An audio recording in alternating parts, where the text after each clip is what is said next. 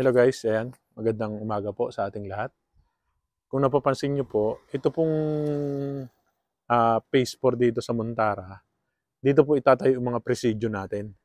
Ayan, ipapakita ko po sa inyo yung ating ah, turnover na bahay dito. Ayan, makikita nyo po dyan, dito po yung mga bahay sa phase 4. Ayan, dyan po is mga single po lahat.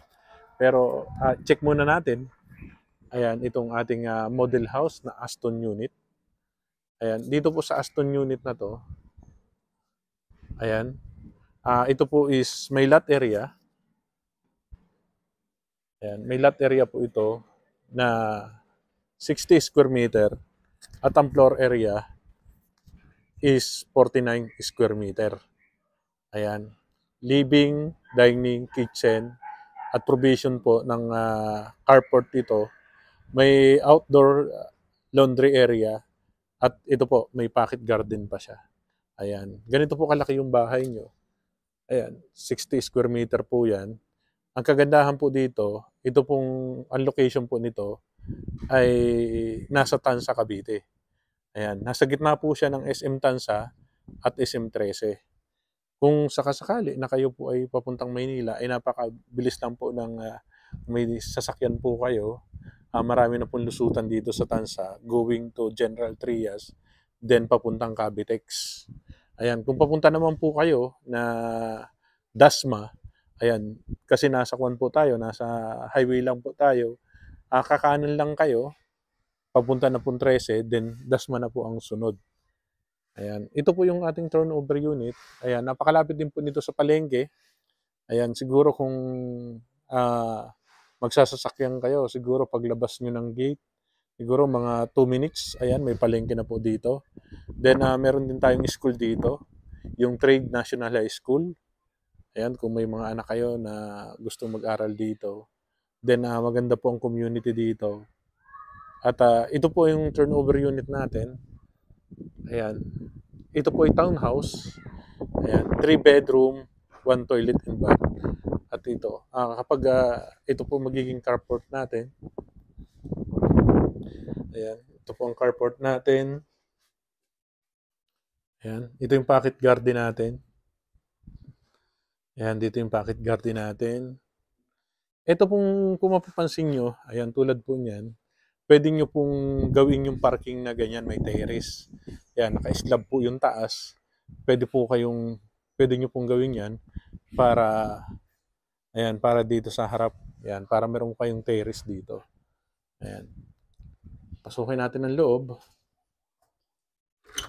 Available po tayo sa bank financing, Pag-ibig at in-house financing. Ayan, ganito po ang loob natin. Ayan, naka-paint na siya. Ayan, naka-kesame na siya. Sliding. Then, ito po, ganito po siya kalaki. Ayan, imagine niyo na lang kung wala tong ating mga gamit dito. Ayan, malaki po talaga yung ating magiging living area, tapos dining area. Tapos, kapag kayo po ay lumabas, ayan, halimbawa, lumabas po tayo dito. Ayan. Ito po yung ating laundry area. Ayan, laundry area po to. Then, ito yung kitchen natin. Ayan. So, turnover po natin, kasama po itong baba. Ayan, itong kitchen, itong cabinet sa baba, pero yung taas, hindi na po siya kasama. Ayan, ganito po yung turnover natin. Ayan. Then, pag umakyat tayo sa taas, tama na tayo sa toilet and bath. Ayan. Dito sa toilet and bath natin, ayan, may enclosure na tayo. Ayan, ito yung enclosure natin.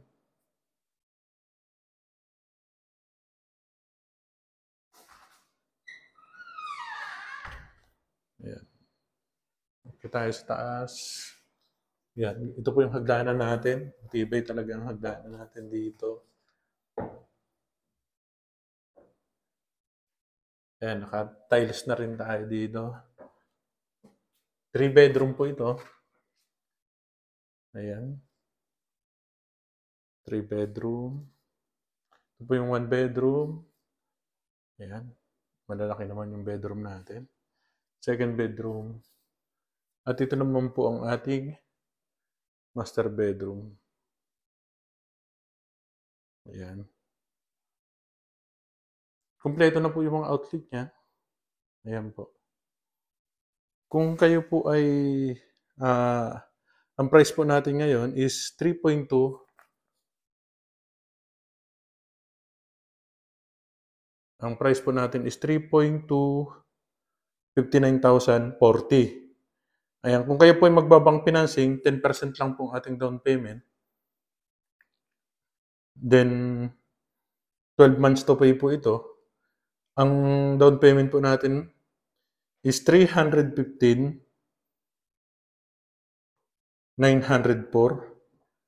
At ang ating down payment po is payable in 12 months.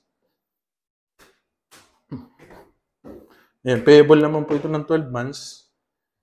Ang magiging monthly po natin is 26,325.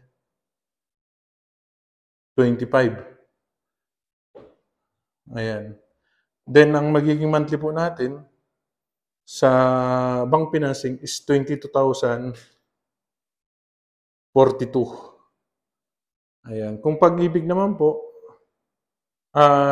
magiging 30% po ang ating down payment.